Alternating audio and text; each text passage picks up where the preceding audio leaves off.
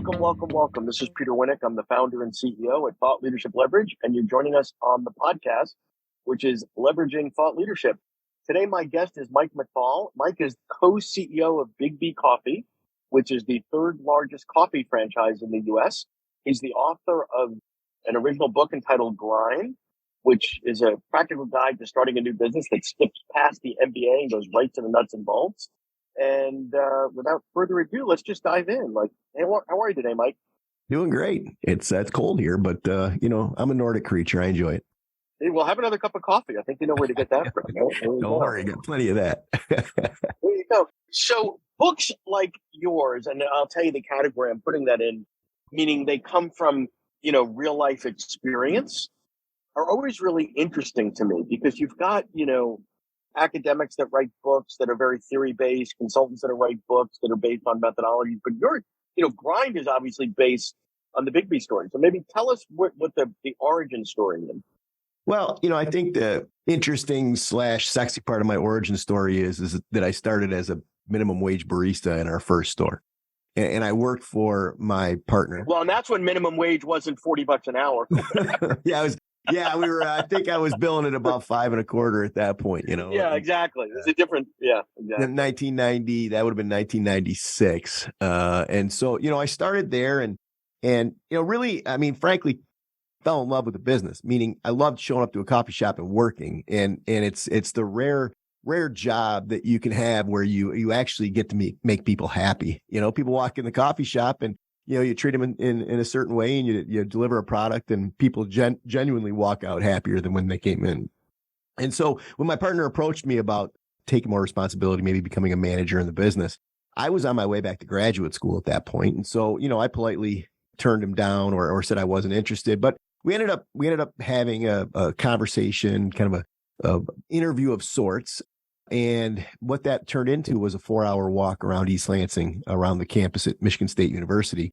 And, and that turned into a handshake at the end of that walk where we agreed to become partners. And, that handshake led to the formation of a company. And that formation is the company that we all work for today, that we all report into, and is the franchisor of our company, or I should say the franchisor of our brand, Big B Coffee. And how many units, because Big B is not, it's a little bit more regional than obviously some of the other players. How many units does Big B have? I think we just eclipsed 340. So we're at like 341, and then probably the most challenging and exciting number is the 147 that are signed to be opened in the next 12 to 18 months. And you'll be over 500. Yeah. We'll be over 500 within 2 years. And it's what's interesting. Yeah. And those are contractually obligated stores to be opened. These aren't some, pie in the sky development schedules. Hypothetical. Yeah. Agreed to. I mean, these are actual contracts. So the book was born out of sort of your journey as a leader at the organization, right? And I think it touches on culture, touches on leadership, et cetera, because, on the one hand, it's a quick serve restaurant business, high turnover. We're hearing again and again and again about the challenges in the labor market. So what is it about the culture that you've curated and created and hope to keep alive in the franchisees that you've codified in the book that we could all learn from? Well, this book the first book is called Grind. And that one is very much about the startup mentality, right? Which is, okay. And so how do you take a concept to your first day of positive cash flow in that mentality?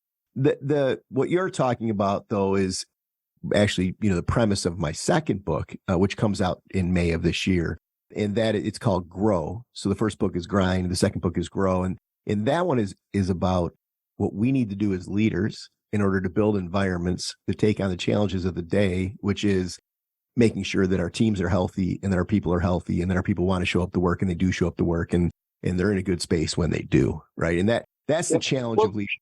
So let's roll back to Grind then, in terms of, there are lots of folks out there that talk about a side hustle and, do what you're passionate about, whatever. And the first thing that you said when you started to explain it was how to get to cash flow positive, which doesn't seem sexy, but is, breathing isn't sexy either until you stop doing it.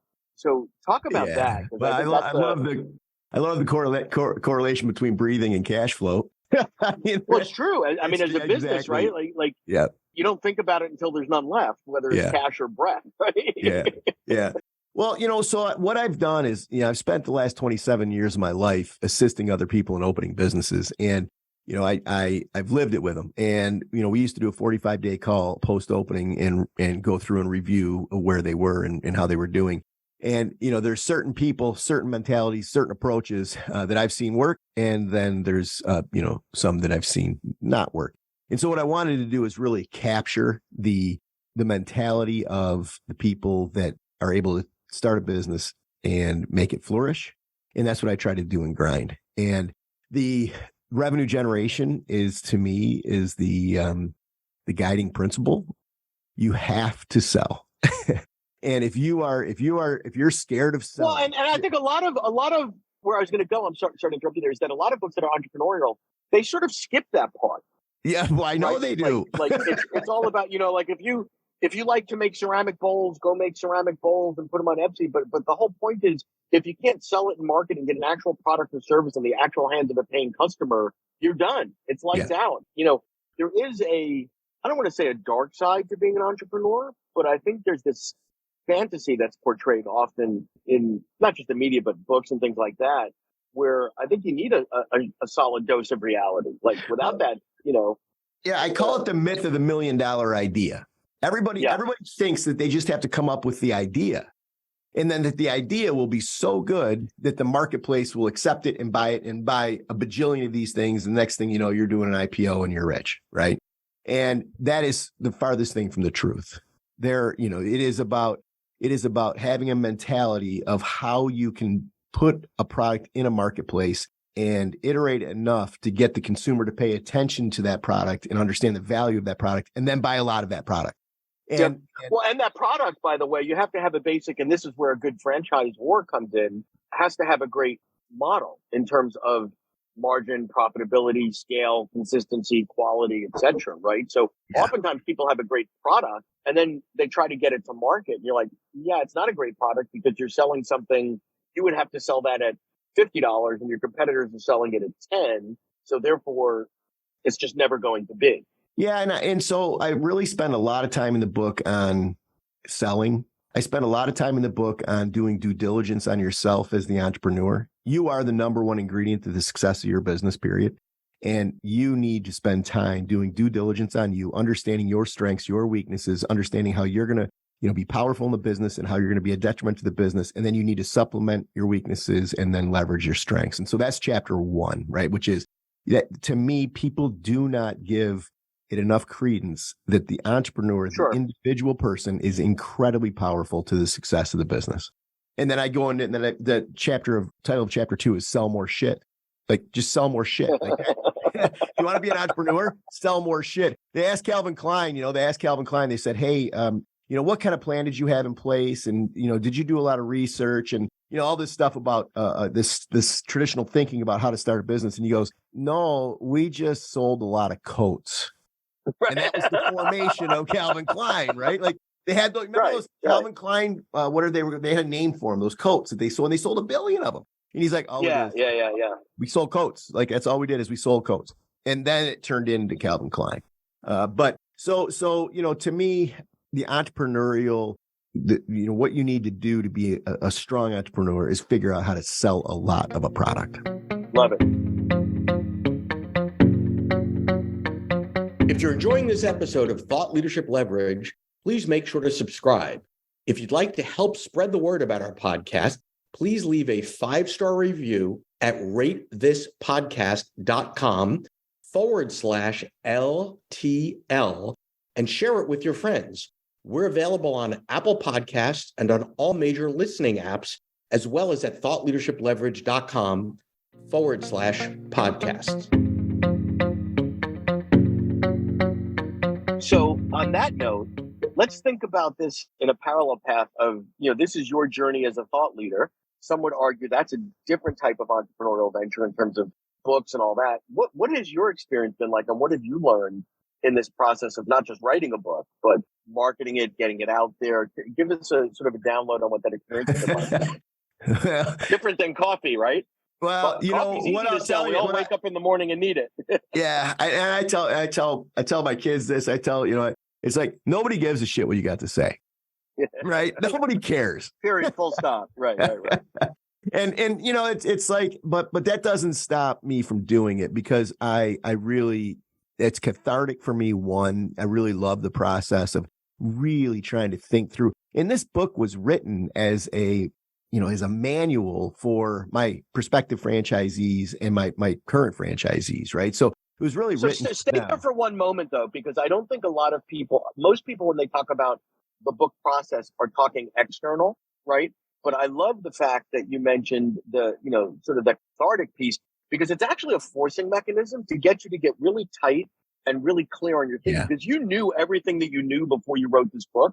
But then you had the challenge to say, well, how do I communicate this in X number of chapters, X number of pages to make only the points that I want to, leave out all this other extraneous stuff so that people can use this as sort of an operating guide, or because it's in essence, a sales tool for the franchise system, correct? Yeah, in many ways it is, or I like to look at it as, if you read my book and you connect with it and you agree with it, then I want you to self-select into my program. If you read my book and you think it's a bunch of hogwash, I'm not your guy. Right. Right. I don't want you. Right. So, but that from a sales process, going back to what you said before, I could read your book and go, oh, this is crap or it's not for me. Great. Then we're not going to engage. You can now move on to somebody who read the book and said, right. wow, Mike, this is really, I love what you're saying. I love what you're thinking. You've connected with me at a visceral level, or, I have the same belief system. Let's talk. That's a whole different game. Yeah.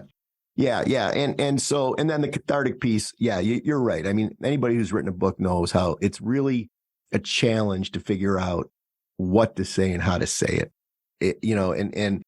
I like that. I like that challenge. And I really enjoyed it. And so, I've moved on into book 2. Book 2 takes you from your, what I call bootstrapping entrepreneurial phase, which, you're just barely cash flowing. You're just getting into that moment. Yep.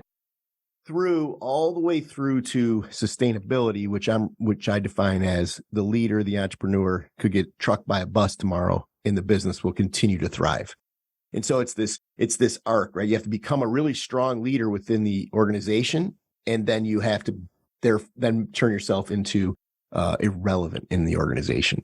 And that is, so stay there for a minute, because so many companies, organizations, brands, etc., are built around, whether deliberately, intentionally or not, the ego of the founder. And part of the beauties of any sort of franchise system is it's not about you, right? It's replicatable systems and processes that are applied in a certain territory that we know to be true will yield a fairly predictable outcome. So it's not about charisma, it's not about personality. The founder story. So I love your story of sort of barista to CEO, because I'm also sure that that's a story that can trickle down every day as a franchisee is opening in the marketplace, right? Like that works, but people know what to do every day when they get in the store, and I'm sure your phone's not lighting up every day like, hey, what do I do when this happens? Right? There's systems for that. Yeah, and I think a lot of leaders, I have 2 primary things when I talk about this. One, a lot of leaders need to be needed. And so they actually thrive on the dopamine of 25 text messages in the morning and 5 phone calls. And this Yeah. And then the other thing that I am an advocate of is not talking as much as you do, otherwise known as shut up. So leaders need to shut up, right? Leaders need to shut up. And if you're a strong leader, you will say less words. And the more powerful you become, you'll say even less words, because what that means is that you're turning that authority over to others. And that's what true leadership is. And sometimes that shut up is, someone, you could jump in, solve the problem for them and jump out in 5 seconds because you've seen it before, whatever. But you need to give them the runway, the freedom to make a mistake, not a bet the house mistake, so that they learn that from themselves, right? Yeah, but I think there's an error in that thinking too, though, Peter, and that is that most leaders assume that they know the answer. And so I'm just going to let them fall and skin their knee so they can learn the lesson. But that thinking is that you know the answer, and we don't. We think we do, but we don't always, right? We can have input and so on. But and this idea of the primary purpose of a leader is to create other leaders, to me, that is what we're about. That's what we should be doing as leaders. The compounding effect of that. Yeah. Right. And so by making that what you're doing, being quiet and letting other people work and other people lead, and then maybe coaching afterwards, and working with that leader afterwards on certain things or certain approaches. That to me is leadership. And that's that. I mean, the book's about a bunch, but that's one of the primary threads in book number 2, which is the idea of making yourself irrelevant and creating strong teams and strong leaders. Well, this has been fantastic. Any final words or thoughts on folks that are pondering, hey, there's something special about my entity, my company, or I've always thought about writing a book? Any words of wisdom? Well, write the book. I mean, if nothing else, it makes you really think about what you believe in and what you want to say to the world, right? I mean, I love that. And then in terms of entrepreneurship or starting companies, I mean, it's spend a lot of time thinking about if it's for you. And because there's also the fallacy of freedom that being an entrepreneur gonna make, at the end of the day, 10, 12, 15 years later, you've probably got more freedom than you do today. But the 10 years to get there can be really demanding and really difficult. So I call it the fallacy of freedom, that people go into becoming an entrepreneur for freedom. And it's like, at the end of the day, if you make it and you're 10 years down the road, you could get the freedom or more freedom. But there's a long, long road to get there. Well, I would also argue that the freedom's not for everybody. There's a certain point in certain people's lives where you need more structure or regimen, and you learn from that, even though it might feel like, 5-year-olds want to have ice cream for breakfast. It's not like that's necessarily a good idea, right? No, right. Exactly. I mean, it's not for everybody. I mean, I tell people all the time, I'd give anything in the world to have somebody to tell me what I'm supposed to do today in order to make my business successful. Exactly. I would love to have somebody sitting right here next to me saying, Mike, do this today and your business will be there. That person doesn't exist. Well, it's easy, Mike. Here it is, Mike. Sell more shit. I learned that from a smart guy today. That's all you need to do, man. Pretty much it. Well, this has been fantastic. I appreciate your time. Appreciate you sharing your journey with us. Thank you so much, Mike. All right, Peter. Thank you. Appreciate it. To learn more about Thought Leadership Leverage, please visit our website at thoughtleadershipleverage.com. To reach me directly, feel free to email me at peter@thoughtleadershipleverage.com. And please subscribe to Leveraging Thought Leadership on iTunes or your favorite podcast app to get your weekly episode automatically.